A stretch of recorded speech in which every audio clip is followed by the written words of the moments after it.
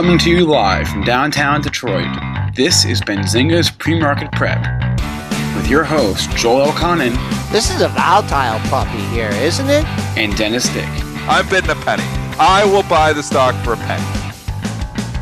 With everything you need to start your trading day.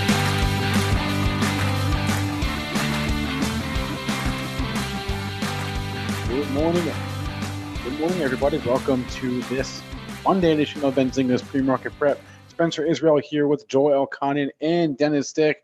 Wow. Okay. So I guess as we're saying in the chat, the recession is canceled. Trump talked up the market yesterday, so we are up this morning. We'll talk about that. We'll talk about Barron's being bullish on the energy stocks. We have a couple earnings on our radar: Estee Lauder, SINA, and Weibo. LYFT has their lockup expiration today. Don't forget that. We have some more news from PCG late on Friday, so we'll talk about that. And our guest today, Jonathan Cortina, Senior Managing Partner at Meridian Equity Partners. He will join us at 8:35.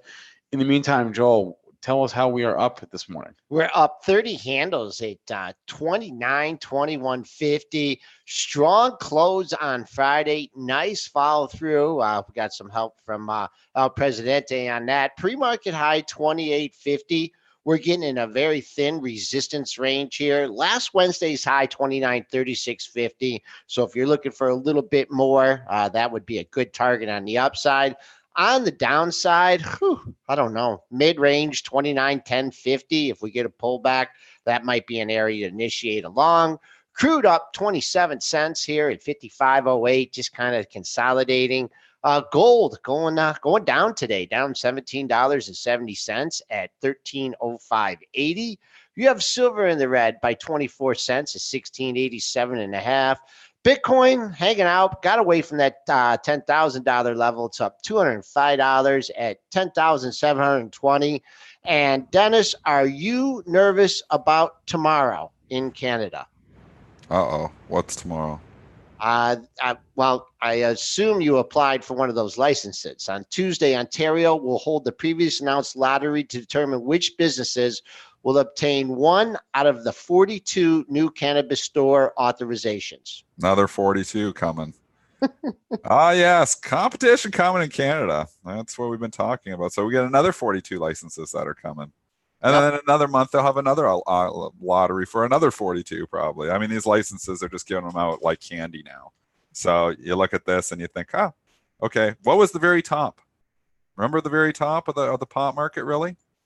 I think it was. I think I know when it was. I'm not 100%, but I'm pretty sure. Was it August of last year? Yeah. And what happened in August of last year? Canada legalized pot. Yeah, that was the top. So if you look at even the MJ of August of last year, that's the very top.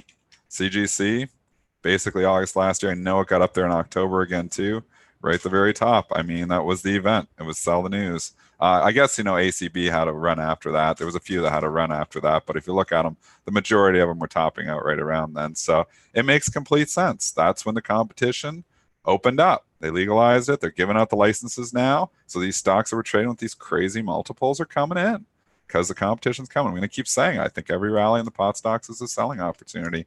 I think they're great companies, some of them, but the valuations just got too excessive. So...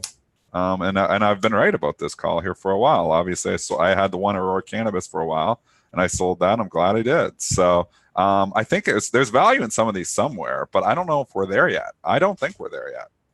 Yeah, Tilray did it in September. Well, that was a different story. Yeah. That was because I wasn't even. And look at the Tilray charts, $31 now, guys.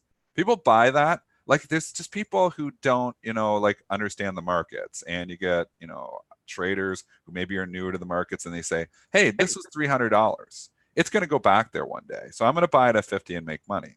Tilray's not going back to 300. It went there because of market mechanics. Nobody could borrow the stock. It was probably buy-ins happening. It was market mechanics more than anything. It went from $100 to $300 in like a day or a day and a half. That was just market mechanics. It was never worth that. It was never worth probably $100. Is it worth $31? I don't think so. I think it's worth less yet. But I mean, this is getting, a little bit over excessive now for the short term. So maybe it's due for a bounce, but you could have said that at 35 and it just cut like that through butter. I hate buying stocks that are going straight down. I hate buying stocks making new 52-week lows. Yeah, that's It's the best way to lose money, buying a stock making a new 52-week low, in my opinion. All right. Well, we have a reason for the rally here this morning. You all can guess what it is, but we'll let Spencer. Trump to the rescue? Did you name the show that this morning? Something close to that. What'd you name the show? Exactly that. What I named the show today? Yeah. Trump talks up the market. ... again. I mean, this is Groundhog Day around here. He tried to talk it up a couple days ago, didn't really do much. So he's like, I literally is just trying to keep the market higher. How do you fight a market that Trump is going to defend? Over the weekend, what did he say on Friday or Saturday? He said, "Oh, the China, we're talking again. We're talking."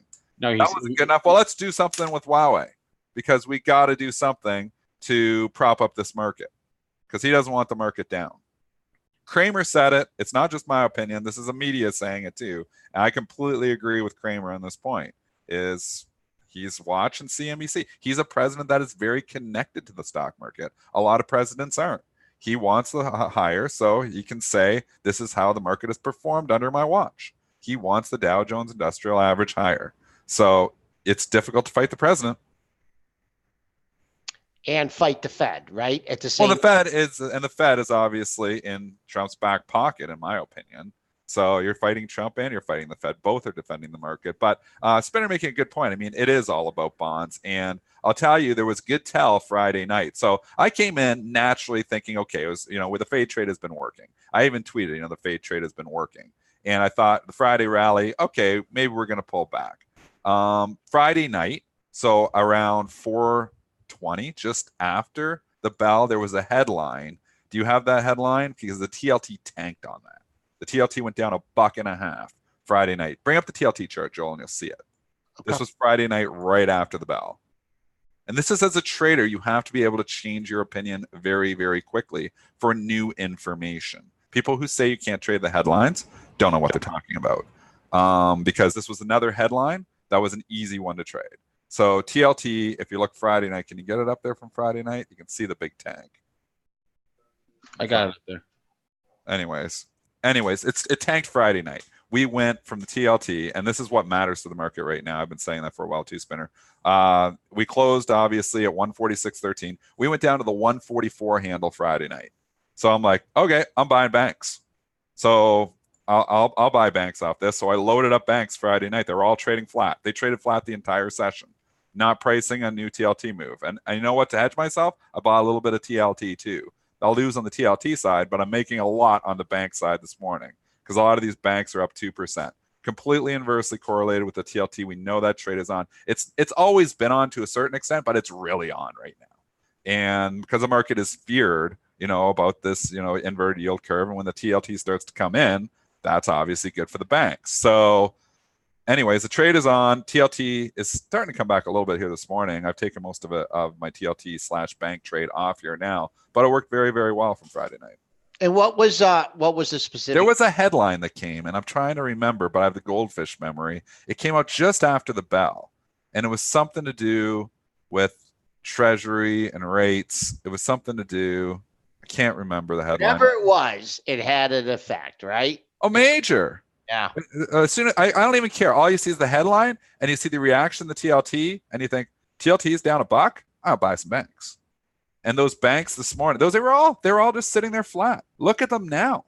Bank of America up 2%. Citigroup up 2%. I mean, the market is up too, but the market's only up 1%. The banks are up twice as much because the TLT is very weak here this morning. This TLT move did not happen. It was not all overnight here over the weekend. It happened Friday night, a big chunk of it. So that was a towel, and you got to use those towels as traders. And also, Trump tried a little different approach, as opposed to when the markets were open. He did this on Sunday, so people, all the shorts had to freak out Sunday while they were playing golf. Oh, I can't wait to cover on the open. And then boom, it turns around. So here we are. The markets change completely, and there's whatever factors you can't control the headlines. So here we are. Spencer saying I was trashing banks Friday AM. I've been trashing banks for 2 years, Spencer, 2 years. So you got to have the long-term hat versus short-term hat on. TLT goes down, I buy banks in my day trading account. That's, day trades. There is still no banks going into my long-term account. So I'm not changing my opinion on banks here because the TLT is down $2 today. I still think there's a lot of issues for the banks going forward. I will reiterate and hold that opinion that I said on Friday, that I think bank rallies are to be sold. You're getting a good one here this morning. So long-term account, if I had banks in there, I'd be using this to lighten up my banks, especially if I was overexposed to banks, because there's still a lot of issues with the bank. Yes, Deutsche Bank bounced back Friday. Yes, the oil bounced back a little bit there. You get a little bit of relief, but there's a lot of worries still for me. I think there's a lot better places in your long-term account than the banks that are so-called value. I still like tech. All right, let's move into a stock that had been in the headlines, kind of quieted down, and now it looks like it could be on the road to zero here. What's going on with PCG? Wow, 1089 down $3.39. Whoo! So a couple headlines here from the judge late Friday that I didn't even see coverage until over the weekend. But the judge in this case, Dennis Montali, he did two things on Friday. He lifted the freeze on lawsuits tied to a 2017 fire. So, and even though the state has ruled PG&E was not responsible for that fire, the fact that people are going to be allowed to sue the company now is one thing. The second thing is he sided with the company in their bankruptcy ruling. He sided with their proposal. So if you remember, a few weeks ago we had a guest on saying that outside parties, investors were allowed to submit proposals to the judge on how the company should go through its bankruptcy, and he just sided with PG&E. They're going to go with their proposal. So that's good news. But the fact that they opened up the company to more potential lawsuits is probably why it's down this morning. I don't know if you could have known that if you had read this article on Friday. I did read it Friday night, and you're right. The interpretation was difficult, and it started trading down a bit, but this was like above my pay grade. I was like, seeing TLT down and buying banks Friday night because the TLT down is basic. We know that relationship is there. PCG interpreting these press headlines, you need to be like an accountant or, not even more than that. You need to be a specialist in bankruptcy, figuring all this out. It's not that easy to interpret. But anyways, if you did sell on that headline, congratulations. You're getting rewarded this morning. I did not sell any because I didn't. It's like I said, again, above my pay grade. I'll tell you, our guest, Robin Deshays, that we've had on a few times, and she's explained the situation really well. And I think that you look at it, there's a lot of hedge funds on both sides of this trade, and they're just trying to kill each other. And you had that long consolidation, and she knew she wasn't leaning one way or the other. But I was just thinking, man, this company's bankrupt. For a while, it was trading up near in the 20s. It had that long consolidation, and now I've never understood it. Yeah. Exactly. I've always been under the impression when a company goes bankrupt, usually the equity goes to zero or very close to zero. In this case, it went from $5 up to $25, and I've never been able to understand it. I still don't understand it. Would I buy a company that is in bankruptcy at $25, hoping it's eventually going back to 70? Hell no. I mean, this stock's all-time high. What's the all-time high? Was it $71, or was it higher than that at one time? Let me go to my month. When all these problems started, it was $71. Pretty good memory. 70. Oh, I went and looked at the chart. Okay. 71.57. So, I mean, you look at that and you think, okay, I'm buying at 25, and there must be some people that think, oh, it's eventually going to go back to 70. No, it's in bankruptcy. They got all kinds of problems. I mean, I don't think it's ever going back there. I don't understand who was buying it at 15, at 20, at 25. I don't understand. And we've brought in, obviously, some guests to explain it a bit, that this may not be a zero. It still may not be a zero. I still don't understand it. Very difficult to trade something that I can't understand what is fundamentally going on, because I've always been under the impression the stocks go bankrupt, go to zero. But this has obviously proven me wrong. Not all of them have to. The stock did not. The stock rallied significantly after that. It's starting to come in here now, though. So people are getting punished for buying stocks in bankruptcy. I've got it written down for me. Never buy a stock that is in bankruptcy. I think it's a good way to lose money. Yeah, that January low was 507. That'd be another 2-for-1 stock split from here. But right now, someone wants out. They got their foot on the pedal here. We just made a pre-market low at 1040. So if you want to trade this one, Just keep an eye on that pre-market low. It seems, whatever area that is, and that will be your potential support, maybe psychological $10 level. On the other hand, if you do have a nice short on, 10.50, $11, nice area to cover. But wow, what a complicated story. I'm sure we'll be hearing more. Very complicated. Yeah, we'll be hearing more about that later on today. So do we have any, man? Well, let's talk LYFT first too once, Yeah. because it's a big day for LYFT. Yeah, we talked about this a couple of weeks ago. They moved up their lockup expiration. It is now today. So today is the day. If you are a LYFT insider and you're listening to our show, congratulations. You can now sell some shares. This stuff is just basic. And you know what? Simple trades work. People try to complicate things too much. I mean, yes, the market sold off, and yes, Uber had disappointing earnings, and that was a catalyst to drive it down. But just think, even if you were just doing like a hedge play, you're like, well, LYFT is going to go, the expiration is going to expire on Monday. I'm going to short it, and I'm going to hedge it with the market. You're up 1% because the market's up 1% and LYFT is up nothing here this morning. So these simple trades work a lot of times. And I have made my whole entire living in 20 years. All of my net worth has come from trading. I started right out of 22 when I was 22 years old, out of university with no money to my name. And I've made all of my net worth from trading. And the way I've made it is simply doing the simple trade. My technical analysis, I've always said I teach technical analysis in less than 5 minutes. I probably teach it in 1 minute. Here, I'll teach you my technical analysis right now. I could teach it in less than a minute. My whole course, my whole entire book, if I wrote a TA book, is in less than 1 page. And it's support. Actually, it's almost in 3 words. Support, resistance, trends. That's it.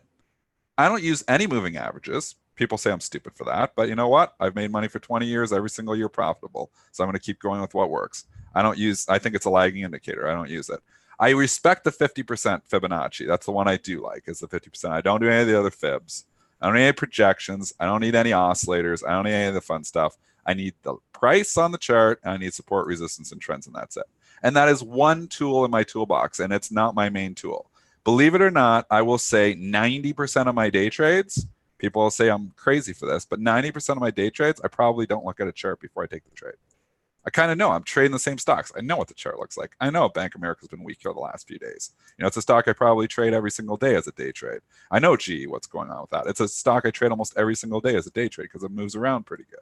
I know what the Apple chart looks like. I don't need to look at those charts, because I know. And I don't care what the intraday chart. I don't use intraday charts at all. I usually use the 90-day because that's telling me if the stock has been strong over the last 90 days or weak. I mean, and Joel, I know you really subscribe to technical analysis, but you keep it simple too. Oh yeah. Oh yeah. I mean, I throw in a little bit more in there. A little bit more. Yeah, a little bit. We know 50% is not a true fib number, 0.382 and 0.618, but we I don't know, just 50%. I've seen work more than those 0.382 and 0.618. I think so too. Closes, multiple closes in the same area. Yep, areas of consolidation. But yeah, daily highs and lows. And if you're following the daily highs and lows, then that's going to lead you to double tops, triple tops, quadruple tops, which helps you identify where the major players are. That's it. So right? The technical analysis tool is trying to identify if there's a big buyer or a seller there, where the stock might turn. That's, so we're right back to order flow again. And if I'm looking at myself, I am an order flow trader. I trade order flow. I project where order flow might go. So when I'm buying the banks Friday night after the bell, after TLT tanks, I'm banking, no pun intended. I'll use that pun just because it was there. But I'm banking, I'm guessing, and it's an educated guess that because the TLT is trading down here a point, banks are probably going to be stronger. Now people will say, well, how do you know it's going to still be that? Well, that's why I hedge myself. So and my hedge, which is a funky hedge, is long TLT, long banks. That's because they're inverted to each other. So if I can buy the TLT down $1 and buy the banks flat, I'm trying to subscribe to say usually there's an inverted relationship and the bank should be actually up 1% right now. So that's what I'm trying to extract, is that alpha from the inefficient pricing of traders who are not there Friday night. They're sleeping, or they're they're not sleeping, but they're out with their families. And maybe I should be out with my family on a Friday night too. And I usually do. But if I see TLT tank at 415, I'll stay a little bit extra and buy some banks. and it worked. And I mean, the TLT is coming back here right now, and it's not a coincidence that the banks are slowly starting to leak here this morning. So, I mean, this is all just relationships. This is how you make money in this market. It isn't looking at the chart, because you want to know something. And yes, you can make some money looking at charts. I'm not going to say there's some excellent traders, Jeremy Newsom being one of them. But it's difficult because there's how many traders, how many traders do you estimate, Spencer, thinking, go to your interactive brokers and your Weebles and, all your Robin Hoods. What is there, like 6-10 million traders probably out there? Maybe a couple million fairly active. Well, how are we deciding? Yeah, whatever. Let's just say, hypothetically speaking, there's like 5 million people trading stocks. It probably is a good guess, I would think. Even if there's only a million. There's more than that. I think there's more than that, exactly. But let's just say 5 million. It's a safe estimate. They're all looking at the same chart. So you have 5 million people, because 90% of them, and I know this just from experience of traders, that's their edge. They're looking at charts. Why are you looking at that chart in a different way than the other 5 million people? I mean, yes, some people are going to look at it differently, but a lot of people are going to look at it the same way. So, I mean, is that an edge? Is there an edge there? I don't know. I like support resistance trends because I think a lot of people look at a chart that's going down and think, oh, it's got to bounce. And that's why I like to sell weak stocks and buy strong stocks, because those trends continue, because there's a natural human tendency to be a contrarian, saying, oh, it's went up too much, I'm going to short it. Or in more cases, this is why stocks go down so easy, there's a natural human tendency for a person that sees a stock go from 30 to 20, think it's cheap now, I'm getting a deal, I'm going to buy it at 20 and it's going to bounce back to 30. And that more often than not does not happen, because we know cheap stocks seem to get cheaper. So that's why I like using the 90-day, because you get an idea of where the stock is going. But like I said, my biggest edge is knowing the relationships, knowing that, hey, if TLT is tanking, banks are probably going to be higher, because it's going to drive order flow into the banks come Monday morning.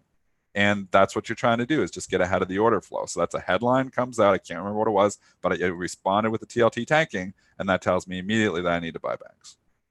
Joe Roberts in the Google chat mentioned tape reading too, Dennis. All of it. That's in there too. Yeah. That's more indicators for me of when I'm working the actual trade. So like working in and out, I might see, like I said, a big iceberg there.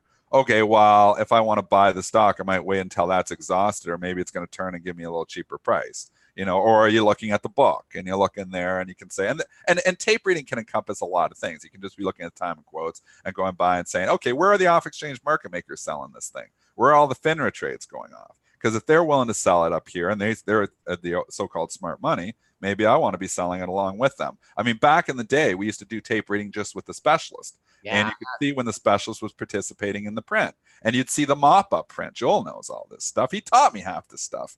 I mean, you'd see, stock went down, down, down. All of a sudden, it prints 20,000 shares down 50 cents. Well, that was the mop-up print. The big seller is done now, and now it's probably going to start to pop back up. It's not that simple anymore, because it's all algorithmic. The designated market maker, who was formerly known as, they formerly called him the specialist, obviously doesn't have nearly the control that they used to, if they have any at all. And if they even participate like they used to, there's a little bit of participation there, but not like it used to be. So, I mean, it's harder we used to just trade along with the specialist, read the tape, figure out which side the specialist is on and go with it. It's not that simple anymore, because there's so many more algorithmic traders. It's so small. Everything's chopped up. I mean, it's difficult, but sometimes you see a big order on the book, stock might stall out there. Sometimes it's there to get done. Sometimes you see these big orders in the middle of nowhere and you're like, there's somebody throwing it out there because they're trying to get done on a big print. They're hoping there's another big fish that says you got them. And then all of a sudden you'll see all the day traders scramble when that goes in one print. So, I mean, there's all kinds of different tape reading exercises there. My technical analysis, book would be 1 page. My tape reading book would be 200 pages. So that's, a whole different, and I definitely believe in tape reading.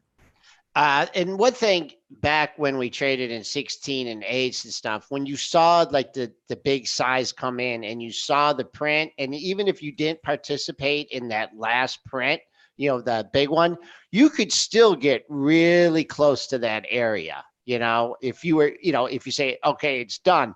Now we see some of those and it's just gone. Like the print's gone, 100,000, whatever, 50, 30, 20, poof, it's gone. And then it's just 100 up. And if you send a large order at that time, so that's a little bit different in dynamics. But we got a good example here. You talked about, buying stocks when they're going down. But here we got a stock. Let's just look at Palo Alto Networks here. Really bad day on Friday, right? So some exec left? Yeah. Holy mackerel. Yes. Must be one hell of an executive here. But someone is looking at, this stock, and they're saying, okay, to me, I don't know the particulars of the company, but I would look where it stopped on Friday. So if you're trying to pick a bottom, I'm not trying to say it's the right thing to do, but if you are trying to pick a bottom, you think this is overdone. First of all, you look at Friday's low, 196.41. Okay, is there anything else there? Well, what do you know? I got a low at 196.94, 197.32. Boom, another low at 195. So if you think it was just an overreaction on Friday, you're buying it up $2.48. You got to give it at least to those June lows, right? I mean, it's only if you're trying to major swing trade on this, also maybe wait to put a double bottom in. That was big. Yeah.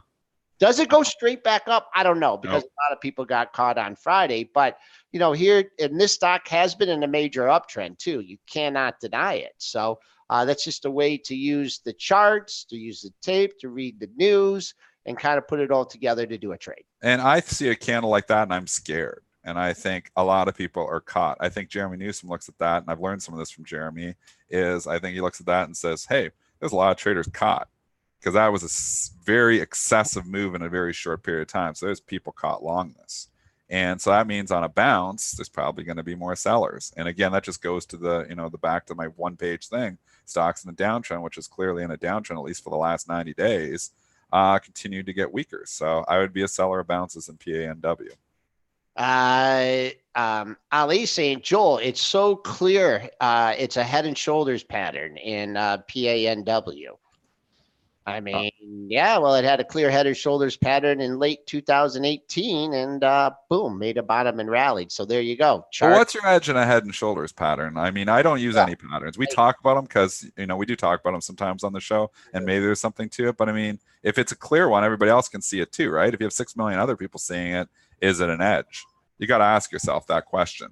I mean, a lot of traders, and, obviously at Bright Trading, I'm going to see a lot of traders come in and out. I mean, you had, at one time we had 20 traders just in the Bright office, 400 traders in the firm at one time. We've seen a lot of traders come and go.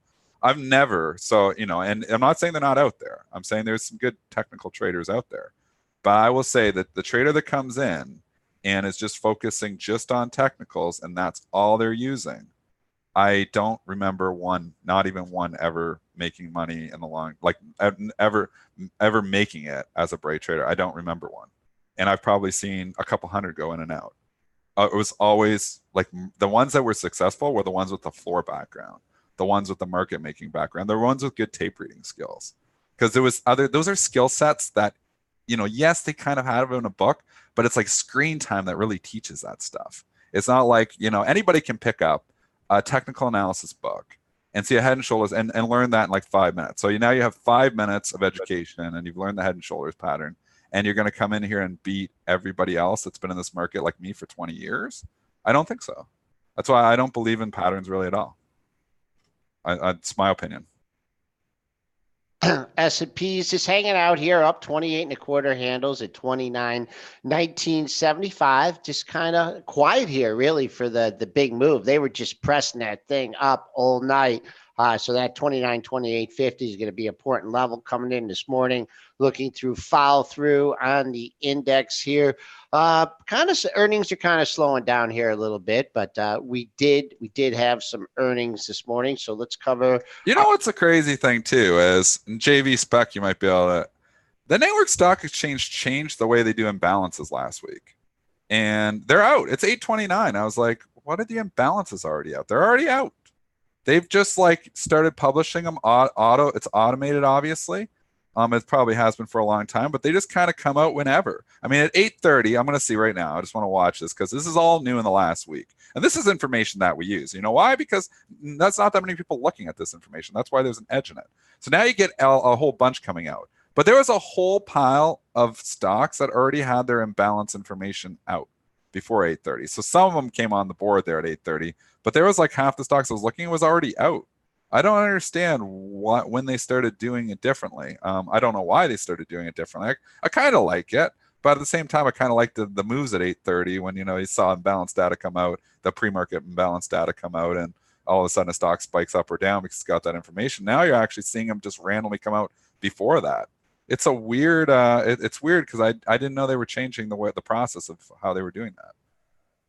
So I don't know if anybody else out there that's listening follows the imbalances close, but this is, this is a big change, at least from my strategies. Well, I don't know. I mean, you're there right in front of it. I guess I won't ask at 8:30 anymore. What are the imbalances? Because they'll just be trickling in the whole time, right? Yeah. Well, I think at 8:30 they all come out. Like it looks like they all the ones that didn't have an imbalance all flashed up to have an imbalance. So it looks like maybe 8:30 is like the deadline now for them to come out. But there was a whole bunch that had imbalance information here before. It's weird. It's new. I guess, they're more transparent. I guess it's a good thing. All right.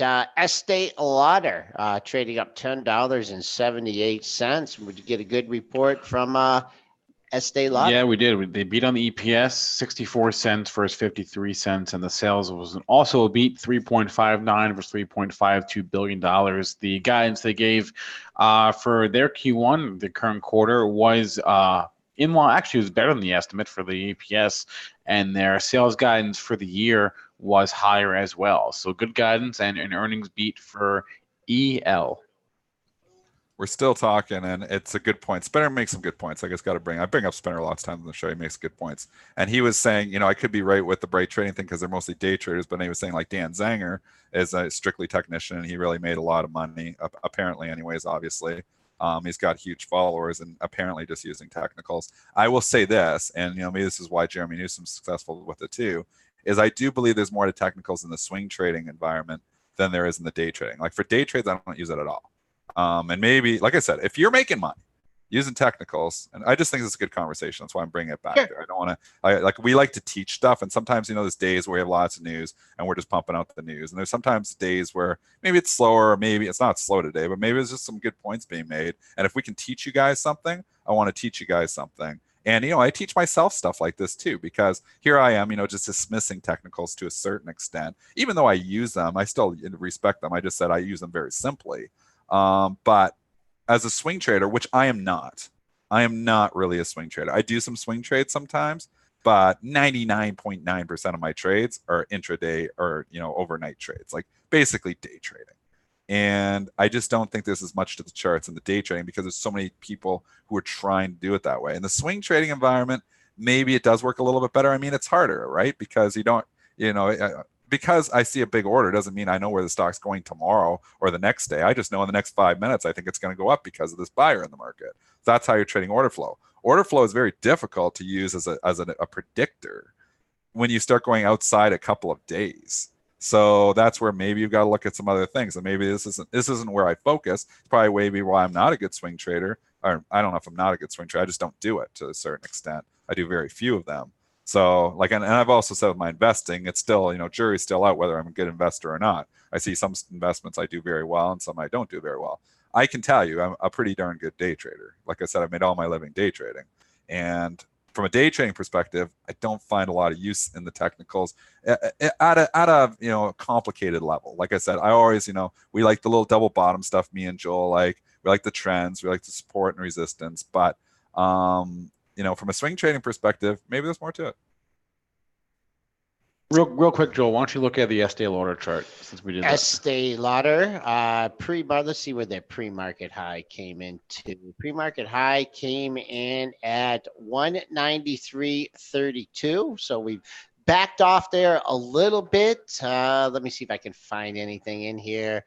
I see two highs between 192.5 and 193. So if you did get back up there, that is a potential resistance. I don't know if I ever told you guys, but back when I was on the floor, there was an Estee Lauder that traded on the floor. And I never asked her if she was the Estee Lauder, but her name was Estee Lauder? Yeah. Yeah, it was. And her Somebody husband, just must have really liked the company and they named their kid that. and her husband was Louis Lauder. Oh, maybe no, she was. LLM. Had to be. I don't know. But if she married Louis, I don't know. I never asked her. That's funny. All right. 8:35. Let's take our quick break and grab today's guest, Jonathan Cortina, Senior Managing Partner at Meridian Equity Partners. We'll be right back in a moment here with Jonathan.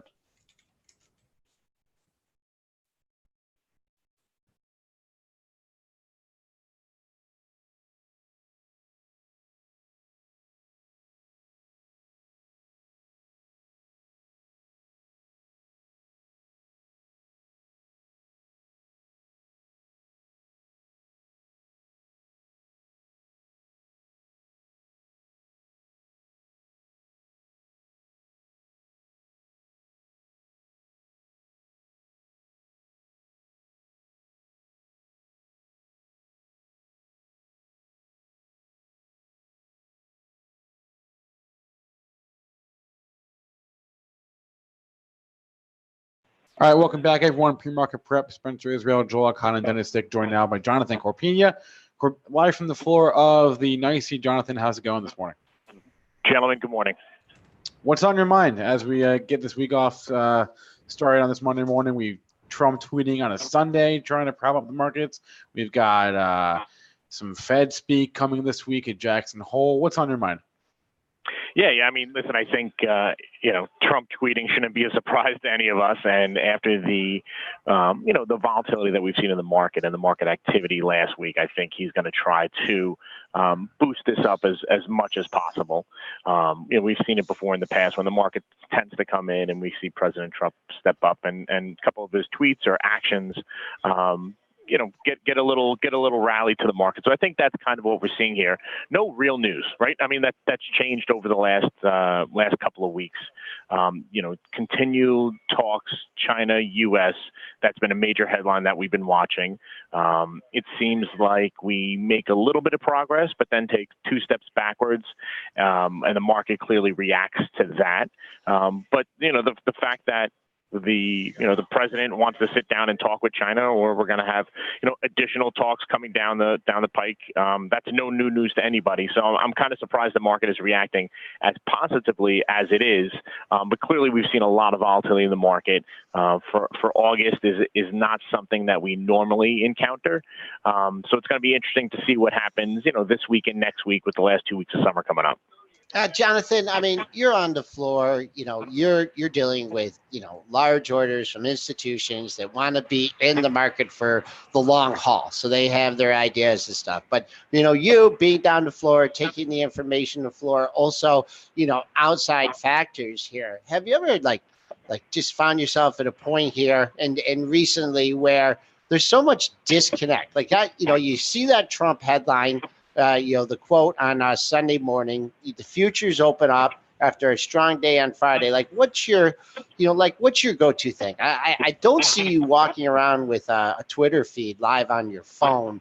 What do you use? In this kind of headline-driven market? What's your gut? Like for me, when 6 o'clock on a Sunday night, I'm looking at the S&P futures. I'm looking at them, all day or all night and the trading and stuff. What are the triggers for you in the market? To get back to one of the points you made in the beginning of that comment there, I think there is a big disconnect that's here, and I think there's a lot of issues that are kind of going on right now. I think our market is, purely focusing on the what's happening and what's coming out of Washington, and not that that's any different from the past, but with the president tweeting as much as he does and saying some of the comments that he says, that's really been the forefront of what everyone is watching. And I think that's a disconnect there because we clearly see a correlation between his tweets and the market reacting to that. I think we have to take a step back, understand and get back to watching, the fundamentals of companies and fundamentals of sectors and the overall economic data that we get out of DC every month and believing in that our economy, continues to get strong. Our job numbers are continuing to get better. I think sentiment is better. So from across the board there, I think what I try not to do is get wrapped up in the cycle of headlines that kind of regurgitate themselves, right? I mean, these headlines that we continue to talk about, whether they were interest rates or whether they're talking about U.S. China, it's the same headline over and over again, and nothing has really changed. So I think our attention scope has gotten very tight, meaning we're just looking at what was the last headline, what's the catalyst for this market right now, as opposed to taking a step back and looking at the bigger picture of what's out there. We're probably going to get wrapped up a little bit in that this week, where we have our normal economic data that we're going to get out of Washington, and then we've got Jackson Hole, and Jackson Hole is going to talk about tariffs. They're going to talk about interest rates. They're going to talk about oil prices. They're going to talk about what the forecast is moving down the road, and what companies should be looking at over the next few quarters here. Interestingly enough, as the year starts to wind down, I can't believe I'm saying that, we're getting close to an election year coming up. And I think everything changes in an election year. People start focusing on policies as opposed to, the economy overall. And we're probably going to see somewhat of a quiet, trading period as we get closer and closer to that. And moving on with the whole, when did we have the inverted yield curve sell off? Was that, I can't remember. That was early in the week last week. Yeah. I mean, and I was just joking around on the show last week, and I was talking about an all-out recession, and I guess Dennis and Spinner believe me, but I just don't see it. I mean, I'm looking at, what we're in the Detroit area. I'm looking at what's going around here. I'm looking around the surrounding areas, and I mean, I guess I don't know exactly what a recession looks like here, but I mean, all this panic about lowering rates and stuff. I thought that lowering rates was reserved for, more dire, the financial crisis and things like that. I mean, can you just automatically say we're just going into a deep recession?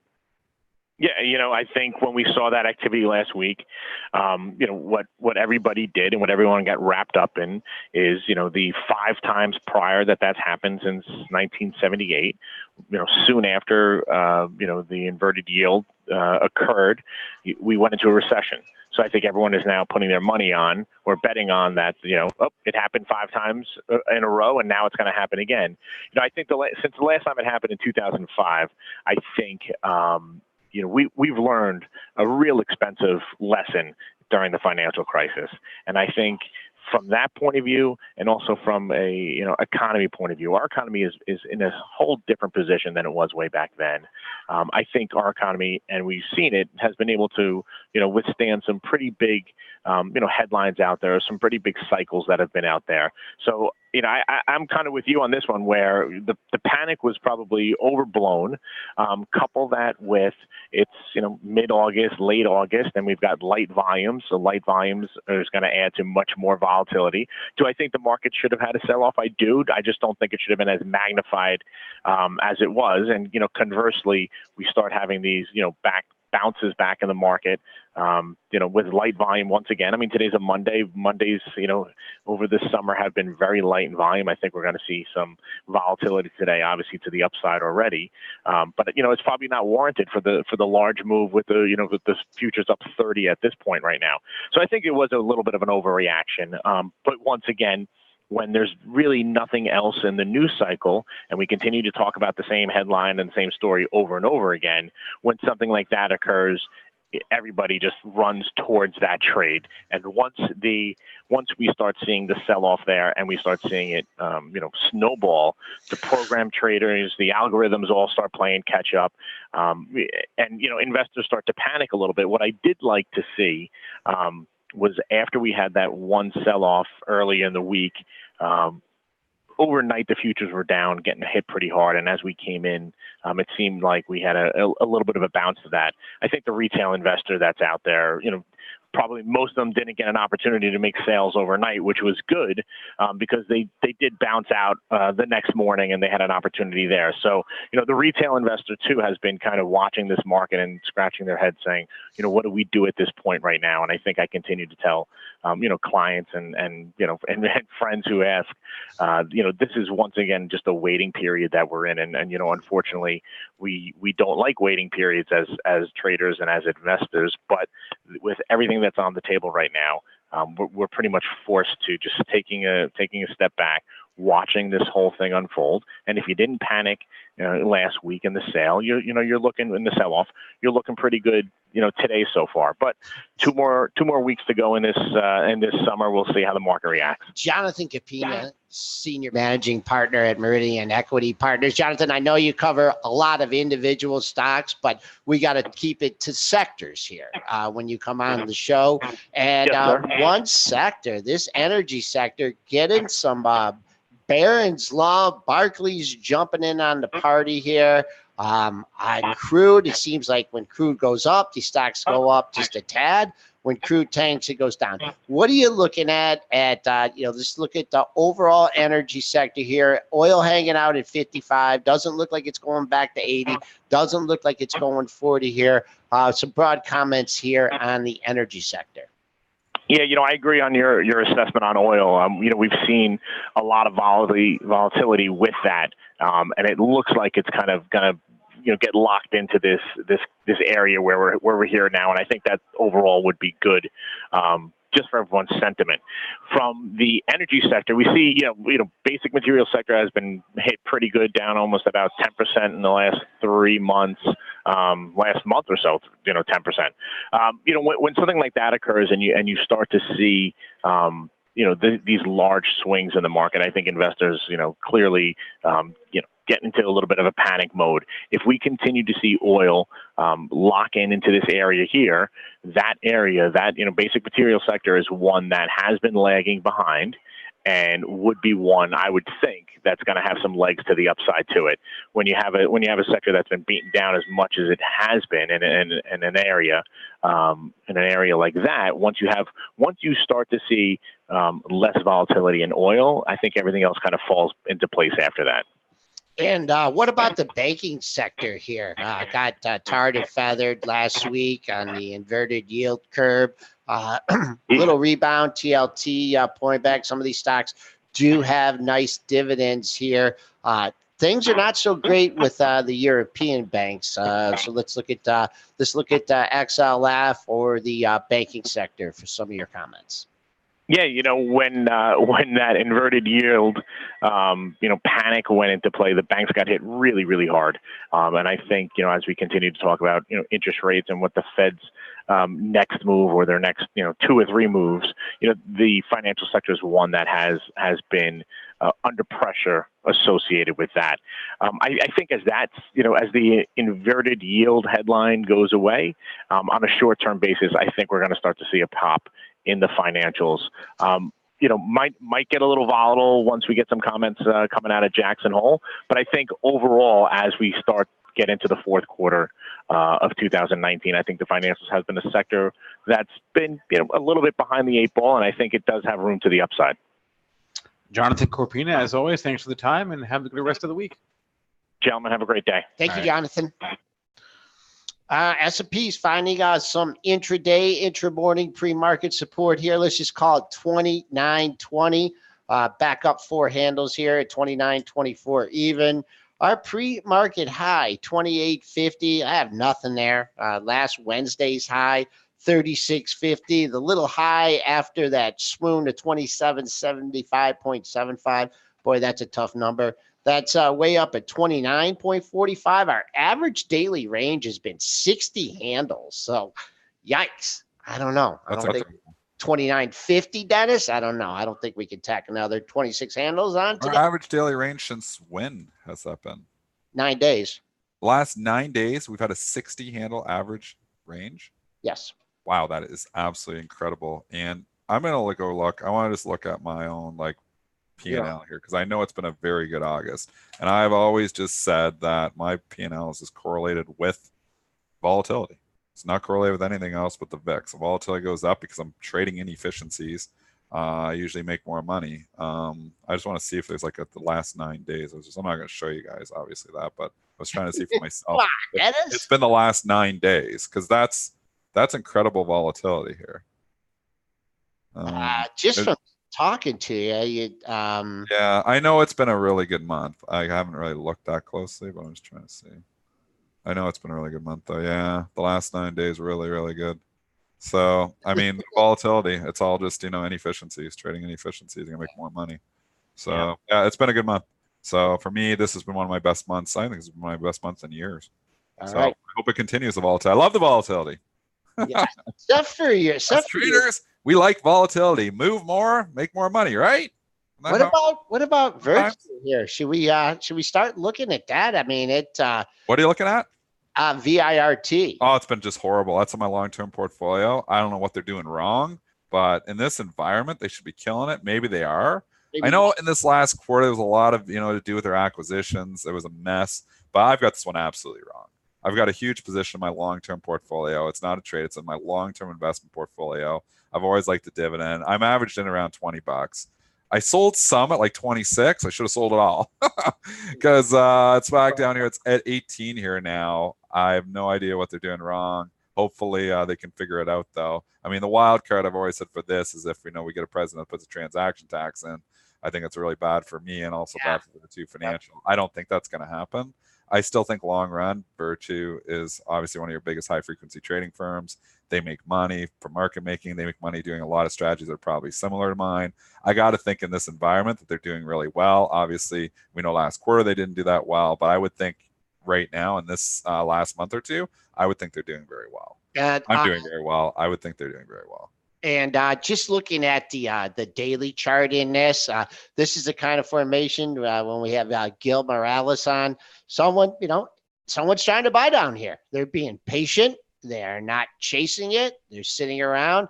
Looks like one institution or major institutions are just targeting this $18 area. I don't want to get too picky with the numbers. 1768.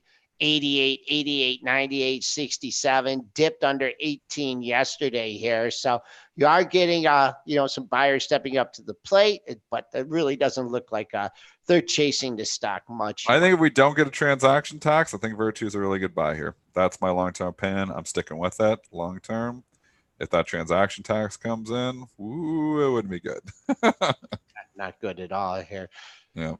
All right, let's get to the other earnings report on my radar today. Weibo and SINA they're, I guess, one and the same. Yeah. Two companies, one owns part of the other. They both beat estimates on the EPS and revenue for the quarter.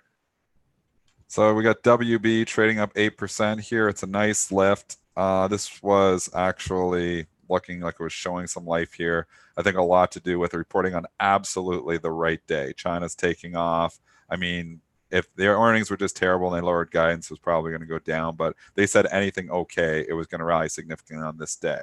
The day matters. And when you're up this much and China's done this well over the weekend, it was probably obvious that WB was probably going to rally, and it's getting a really nice lift, 8.28%. Let's take a look at both these stocks, both getting nice pops after being in prolonged downtrends. WB trading at the highs of the pre-market session, 40.49. You've backed off to the 40.15 area. Let's see if I can find anything in here. That 40 will be a good battleground here because I see three highs right in that area. So it's kind of close, calling it close to the belt here, but I'd like to see it above 40, maybe rally up after that. Another double top at the 41.40 area. And for SINA, SINA. These things are so oversold though. Like, I mean, this was $65 back in May.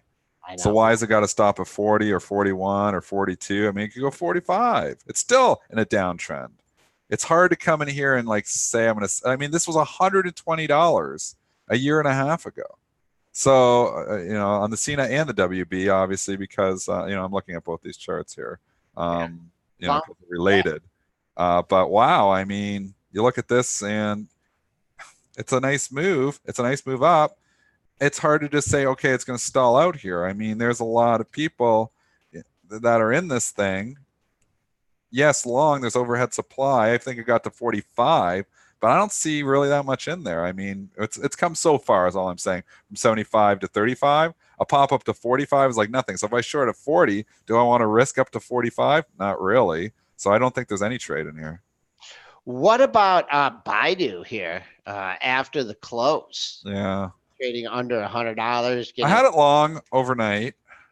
I sold it already this morning before I started the show. I sold a little early. I was like 98.90. But simple reason was, you know how I like buying stocks ahead of the reports. So, and then I sell them. And it was a good pop. It was up over 2%. And that's a nice lift. So, especially when the market's only up 1%. So, and China market's obviously up too. I mean, they show life before the reports. Baidu has been in the gutter. So let's see. It's going to matter what obviously the market does today going into it. But I mean, this is another one. Like the thing could rally to 110, 115 bucks. It would still be in a heavy downtrend.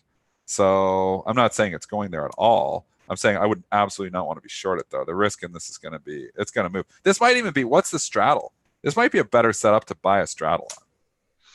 I don't like buying options ever, but we know the straddle. We had that guest on last week. They're saying straddle buyers are doing okay in this market. I mean, do you have your option platform open, or can you get it open? I can't. It will take me here. It take me a second too.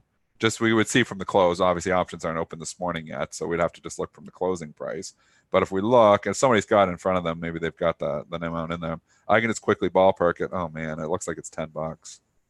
Really? Is that right? Yeah. What strike? I think it's $10. Yeah, you'd have to go. That's a lot. That's a big move.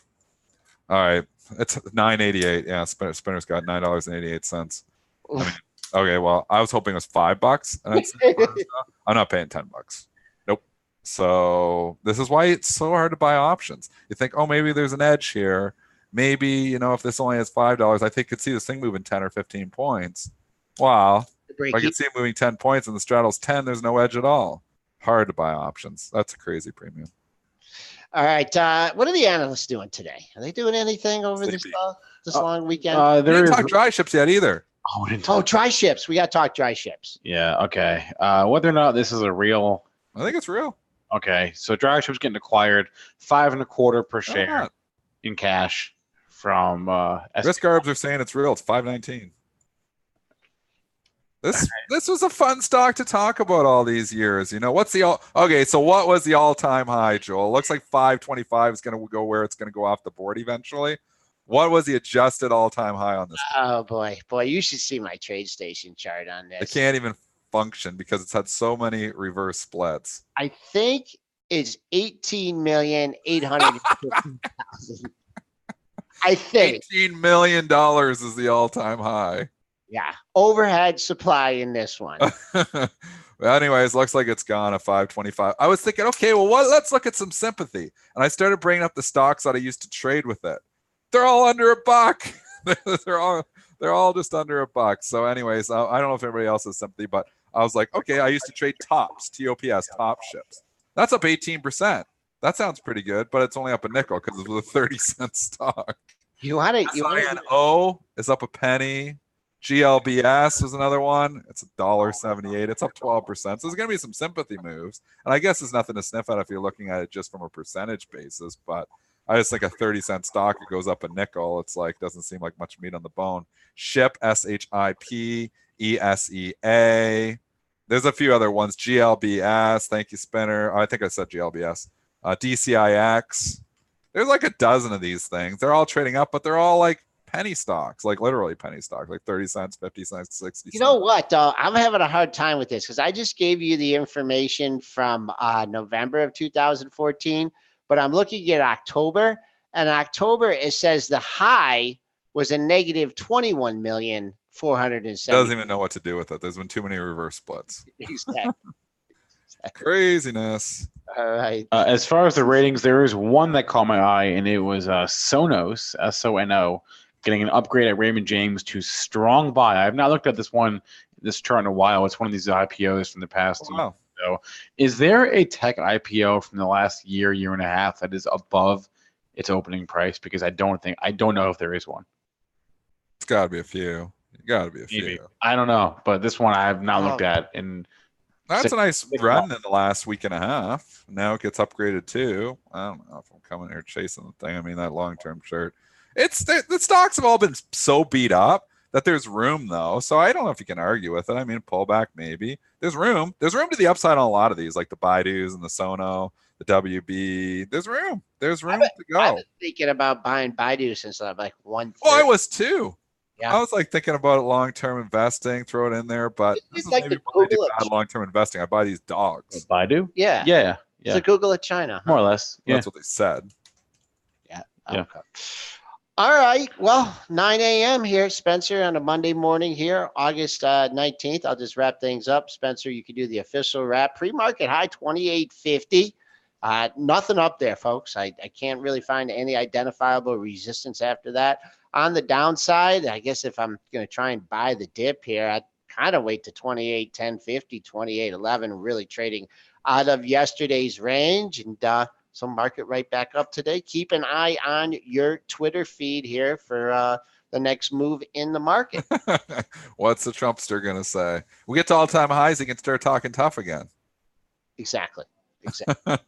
All right. Spencer, what's on the docket? That'll be it for today's show. Catch our podcast if you missed our show, or rewatch us on YouTube. Thanks to our guest, Jonathan Corpina. Thanks to all of you in our chat. Please remember that all the information from our show meant to be used as informational purposes only, not for investing or trading advice.